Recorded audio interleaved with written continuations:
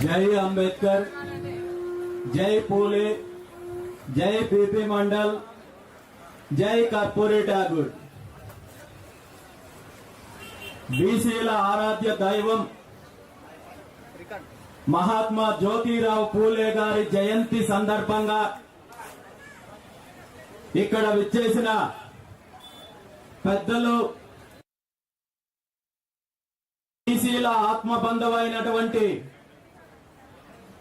శ్రీ సూరజ్ మండల్ గారికి,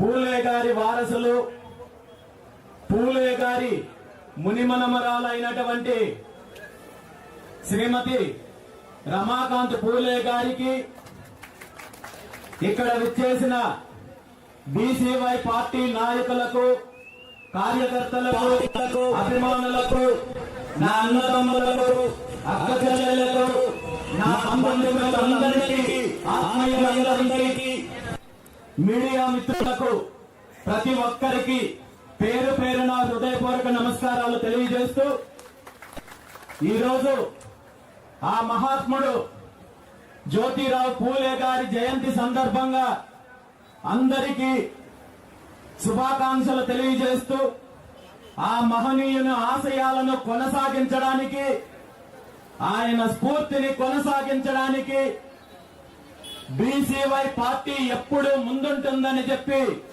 ఈ సందర్భంగా తెలియజేస్తూ, ఆయన ఆశయాలను కొనసాగించడంలో భాగంగా ఈరోజు ఇక్కడ తలపెట్టిన బీసీ ధర్మ దీక్షకు రావు గారింటికి గెస్ట్ వస్తున్నారు. రావు గారు కూల్ డ్రింక్ ఇంకా చిప్స్ తెప్పిస్తున్నారు. క్విక్ ఫ్రీ డెలివరీ పొందుతున్నారు. జియో మార్ట్ లో లాభాలు పొందుతున్నారు. జియో మార్ట్ లో లాభాలు పొందుతున్నారు. జియో మార్ట్ నుంచి తెప్పించుకుంటున్నారు, లాభాలు పొందుతున్నారు. క్విక్ ఫ్రీ డెలివరీ, తక్కువ ధరలు, zero hidden charges. Jio Mart, time ఇంకా డబ్బు రెండు ఆదా చేసుకోండి. సంబంధించిన 5 ప్రధాన డిమాండ్లను ప్రభుత్వం ముందు ఉంచి గత ఫిబ్రవరి 22వ తేదీన బీసీ సింహగర్జన పేరుతో ఇదే ప్రాంతంలో మనము నిర్వహించిన బహిరంగ సభ ద్వారా ప్రభుత్వం ముందు 5 డిమాండ్లు ఉంచడం జరిగింది. ఈ 5 డిమాండ్లు నా వ్యక్తిగతమైనవి కాదు, మన పార్టీకి సంబంధించిన అంశాలు కాదు, లేదా రాజకీయ పరమైన అంశాలు కాదు. ఈ రాష్ట్రంలో సగానికి పైగా ఉన్న 3 కోట్ల మంది బీసీల యొక్క భవిష్యత్తుకు, హక్కులకు, భావితరాల భవిష్యత్తుకు, ఆత్మ గౌరవానికి సంబంధించిన అంశం అనేది నాకు తెలుసు, మీకు తెలుసు, ఈ రాష్ట్రంలో ఉన్న అందరికీ తెలుసు. ముఖ్యంగా ప్రభుత్వాన్ని నడిపిస్తున్న వాళ్ళకి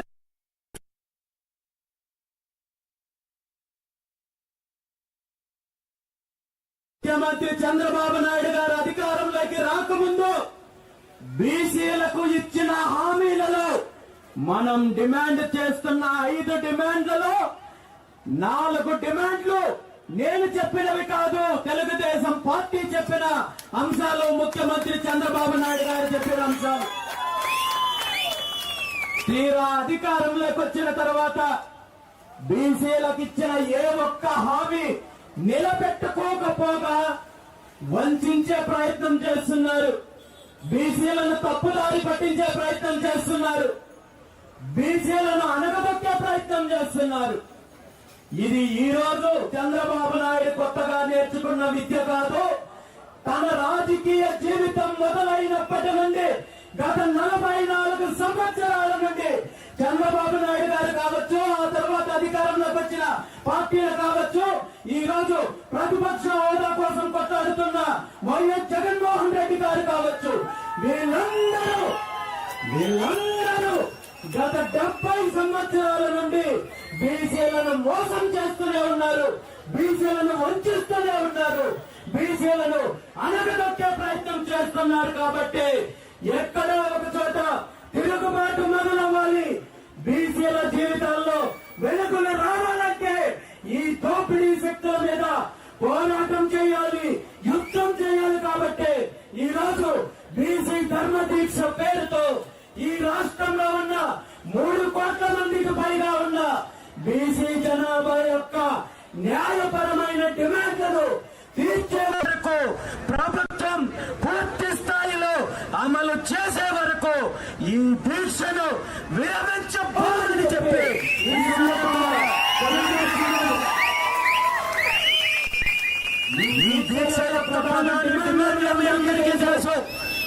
ఇందులో ప్రధానమైన డిమాండ్లు మొట్టమొదటిది బీసీలకు రక్షణ చట్టం కల్పిస్తామని ప్రభుత్వం ఇచ్చిన హామీని నెరవేర్చమని మనం అడుగుతుంటే తప్పుడు ప్రకటనలు ఇస్తున్నారు, తప్పుడు ప్రలోభాలకు గురి చేసే ప్రయత్నం చేస్తున్నారు తప్ప ప్రభుత్వం ఎక్కడ చిత్తశుద్ధితో దీని మీద నిర్ణయం తీసుకోకుండా మభ్యపెట్టి తప్పుదారి పట్టించే ప్రయత్నాలు చేస్తున్నారు. అదేవిధంగా రాజధాని ప్రాంతంలో అమరావతి రాజధానిలో బీసీలకు కనీసం 1000 ఎకరాలు కేటాయించాలని చెప్పి డిమాండ్ చేస్తుంటే దీని మీద కనీసం నోరు మెదపడం లేదు. ఎందుకు చెప్తున్నానంటే గతంలో హైదరాబాద్ రాజధానిలో 1000 ఎకరాలు ఈ పార్టీలకు, ఈ నాయకులకు కావలసిన వాళ్ళకి, వీళ్ళ సామాజిక వర్గానికి చెందిన వాళ్ళకి 50 రూపాయలు లెక్కన, 100 రూపాయలు లెక్కన, 99 రూపాయలు లెక్కన, 99 పైసలు లెక్కన 1000 ఎకరాలు కట్టబెడితే ఈ రోజు హైదరాబాద్ లో బీసీల వాటా ఏమి అంటే పూర్తిగా శూన్యమని చెప్పాలి.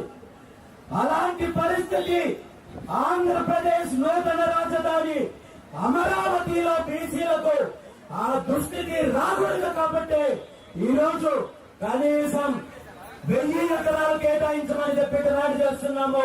ఇది 100% న్యాయపరమైన డిమాండ్ తప్ప ఇందులో ఎలాంటి గుండమ్మ కోరికలు కాదు.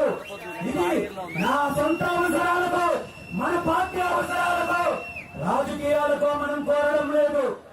భవిష్యత్తు తరాల కోసం, మన బిడ్డల కోసం, బీసీల యొక్క పెట్టుబడిదారుల కోసం, వ్యాపారస్తుల కోసం, ఉద్యోగస్తుల కోసం, అన్ని వర్గాల కోసము, భవిష్యత్తు అవసరాల కోసం మీరు మీ వర్గాలకు ఏ ప్రాతిపదికనైతే భూములు కేటాయిస్తున్నారో అదే ప్రాతిపదికన బీసీలకు కనీసం 1000 ఎకరాలు కేటాయించాలని చెప్పి డిమాండ్ చేస్తున్నాము.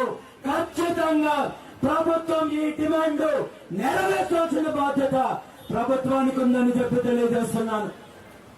అదేవిధంగా బీసీల కొనుగోలును చేపడతామని, బీసీలకు రిజర్వేషన్లు 44% పెంచుతామని ఈ రోజు కాదు, తెలుగుదేశం ఆవిర్భవించిన 1983 నుండి ఆ తర్వాత కాంగ్రెస్ పార్టీ, ఆ తర్వాత వైఎస్ఆర్ కాంగ్రెస్ పార్టీ, ఇప్పుడున్న చంద్రబాబు నాయుడు గారు అనేక రకాలుగా హామీలు ఇచ్చి విస్మరిస్తున్నారు. కాబట్టి ముగింపు పలకాల్సిన అవసరం ఉంది. ఖచ్చితంగా బీసీల యొక్క సమగ్ర కులగణన చేపట్టి వెంటనే ఉద్యోగ స్థానిక సంస్థల ఎన్నికల్లో 44% రిజర్వేషన్లు కల్పించాలని చెప్పి డిమాండ్ చేస్తున్నాము. దాంతో పాటు గతంలో ఉన్న ప్రభుత్వాలు కావచ్చు, ఇప్పుడున్న ప్రభుత్వం కావచ్చు, బీసీలకు పదవులు ఇస్తున్నాము, మరొకటి ఇస్తున్నామని చెప్పి కేవలం ఓటు బ్యాంక్ రాజకీయాల కోసము కార్పొరేషన్లు ఏర్పాటు